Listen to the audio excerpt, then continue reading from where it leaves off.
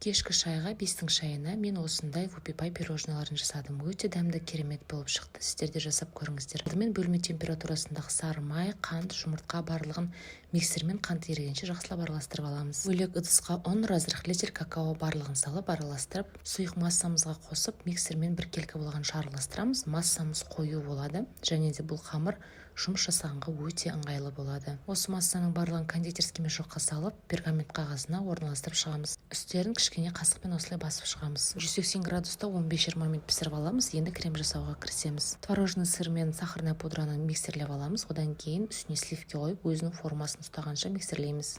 Пісіп шыққан печеньелердің әрқайсысын осындай формасын тауып, біріктіріп алдын ала дайындап аламыз. Кремдерімізді кондитерский мешокқа салып, осылай орналастырып шығамыз. Мен қолымда бар насадкамен жасап шықтым. Кремдерді сіздер 533 немесе 333 насадкасымен қолдансаңыз болады. Шоколадты пакетке салып, қайнаған суға салып ерітіп, осының үстіне осылай әсемдейміз. Жаңа қалған сливкилармен тағы да осылай үстіне әсемдеп шығамыз. Пирожныйлардың көрінісі өте әдемі болды. Ас болсын.